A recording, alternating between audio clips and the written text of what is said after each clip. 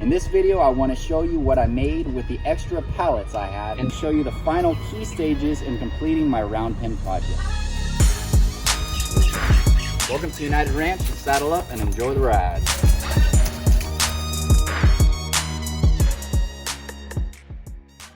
I'm pretty much done with the round pen, doing all the adjustments I want to do, at least from the pallet standpoint.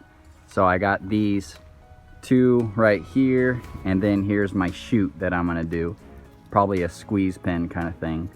And then this is what I have left, the gap.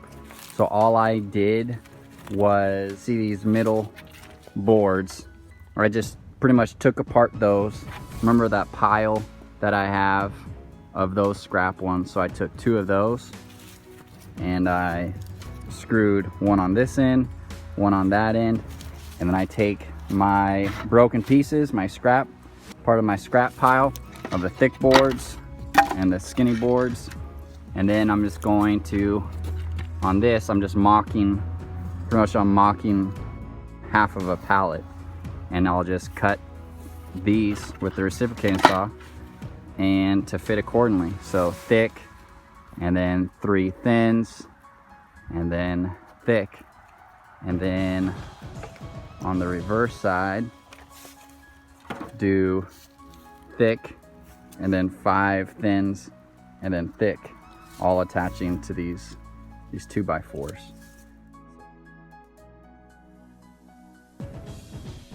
The only thing that's not pallets is my screws that I used, and these that I have from the ranch, just the land. So I used, everything is free here except really the screws.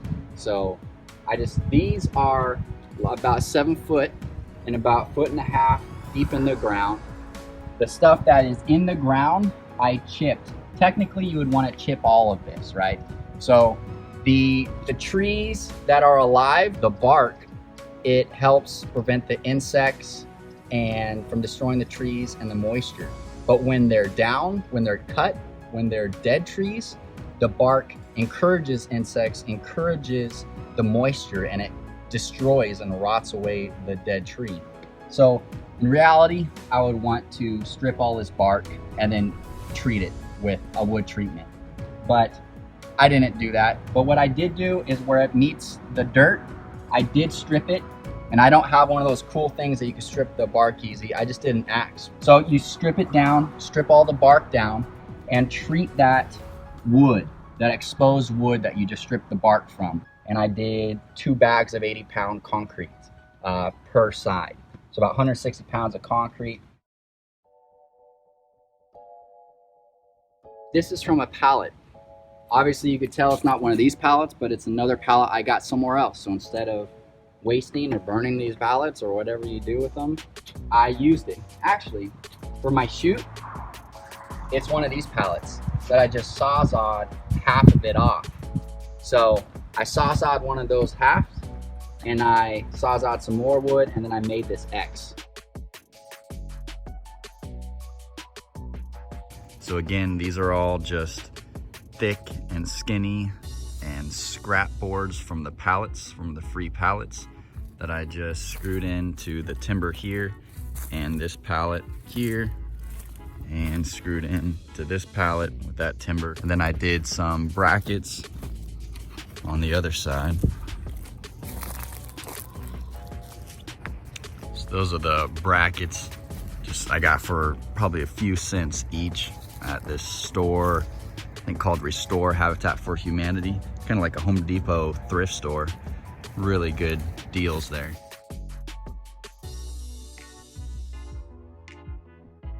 This is free. This is from the land. All of the wood chips. I had a company come out that they had to chop trees down for around the power lines. So they just left me it right here, all the wood chips. I have a lot of sand, which you could do just sand or the wood chips. So I got a pile of this, and so all the uneven spots and fill in and just mesh it all in. Another thing that I chose to do because I'm doing cattle, I have about 31-inch wide chute that I have. Again, this is pallet. about 10 feet, 10 or 11 feet long. Herd them in here, and then I could put a bar and prevent them from going reverse. And then I'll probably do a squeeze chute, like a bar with a hinge, and I could squeeze them in there just in case I want to brand or give them shots so they're not just busting the sides. I do that squeeze, and then I could latch it with a chain and hold them tight in the chute. These are some of the pallets that were not so plumb but still had some good wood on them. I just sawed them or pried them off with the hammer and that little tool that you could pry them off with. Makes it easier. So those are without nails. Those are ready to go if I need to fill in any boards on the round pin. And those are some of those, just 2x4s. Don't have many of those. Here is a stack they look pretty scarce. They don't look too good, but it's okay because I got some down trees, and I have firewood that I'm gonna put on these. This section I like cut in half, so because there's just a small section I need to put firewood on, the last portion of it. So that's where I put firewood and down timber that I want to save. This one I just made out of the 2x4s. This is just a door for my back deck. So I just did I did the 2x4s, cut them. It was like 37-inch wide, and I did the wide board, and then 4 skinnier boards, and then another wide board down at the bottom. A couple hinges. Could have that thing up in just 5 minutes, So that's all free. So my back deck's door is free. Right here's the target practice for shooting. So these are different, not so great pallets that I just screwed in some of those 2x4s that are, the middle or side boards. And I just screwed those in at top to support brackets for these, just the shooting range. So I'll put my silhouettes up or targets up on these and have some fun. These are for the shooting range ground.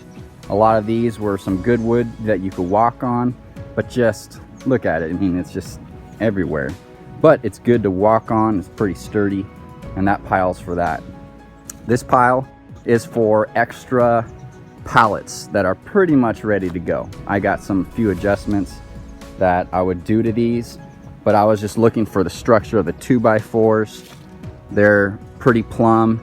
They're not all the double ones because they're broke and just a mess. So I have 3 that are pretty much ready to go if a horse drop kicks one of these.